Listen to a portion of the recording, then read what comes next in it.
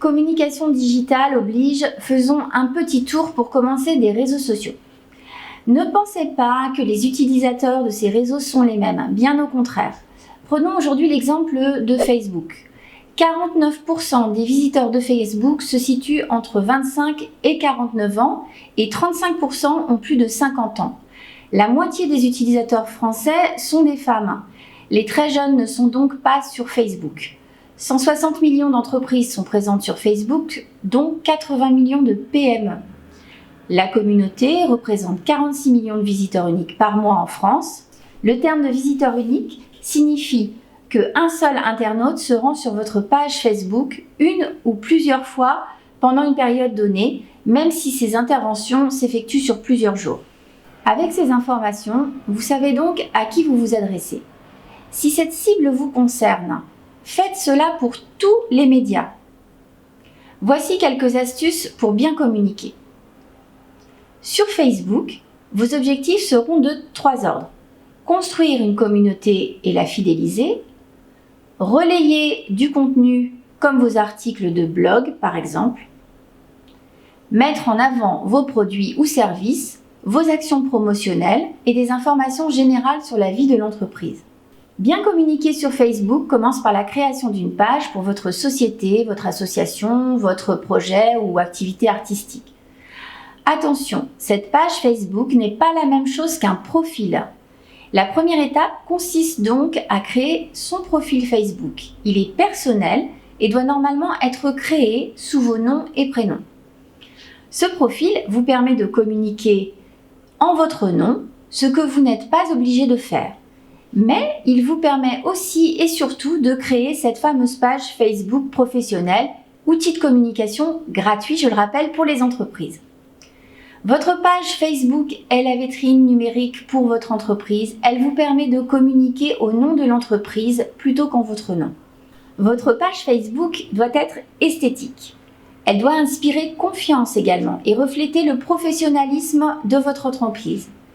Choisissez des visuels de qualité qui mettent en valeur vos produits ou vos services. Proposez par exemple une description courte de votre activité et mettez en évidence vos informations de contact et vos horaires d'ouverture, n'oubliez pas. Pensez aussi à ajouter un lien vers votre site internet, vers votre blog ou vers vos autres réseaux sociaux. N'oubliez pas votre adresse postale, essentielle. Une adresse physique rassure et est parfois, dans les cas de commerçants par exemple, indispensable. Créez également votre communauté. Sur les réseaux sociaux, nous ne parlons pas vraiment de clients ou de prospects, mais de communauté et de fans. Sur Facebook, votre communauté représente les personnes, c'est-à-dire les profils Facebook qui aiment votre page et suivent ses actualités.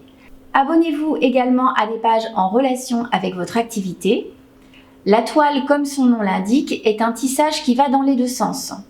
Si vous vous abonnez à certaines pages, celles-ci s'abonneront peut-être à la vôtre en retour. Et cela agrandira votre communauté. Pensez-y. Plus vous aurez de fans, plus vos publications seront visibles par un grand nombre de personnes et plus votre page Facebook gagnera en crédibilité vis-à-vis des autres utilisateurs.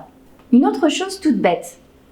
Pensez également à proposer à vos contacts et aux membres de votre base de données, vos clients, vos prospects, vos fournisseurs, vos proches également, d'aimer votre page en leur envoyant tout simplement un email. Communiquez également l'URL de votre page Facebook sur une carte de visite, dans votre signature de mail, sur d'autres réseaux sociaux ou encore par envoi de newsletter. C'est très important. Attention, ne faites pas la fine bouche avec Messenger. Vous savez, c'est la messagerie instantanée de Facebook. Sachez que 40 millions d'entreprises utilisent Messenger.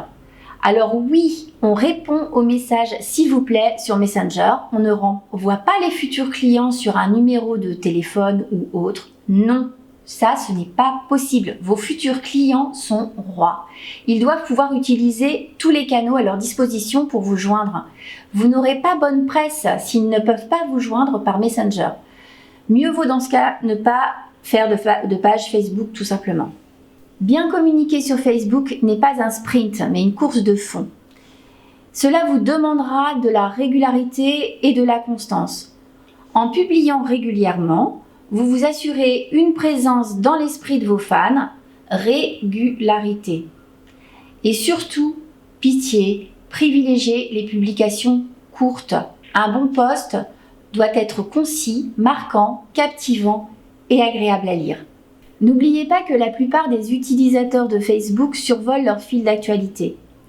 Le visuel doit capter plus facilement leur attention.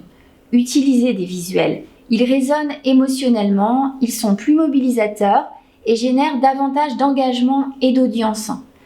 Attention, prenez-les au bon format afin qu'ils s'adaptent aux différents terminaux comme les smartphones ou les tablettes. En communication, on appelle cela du responsive design.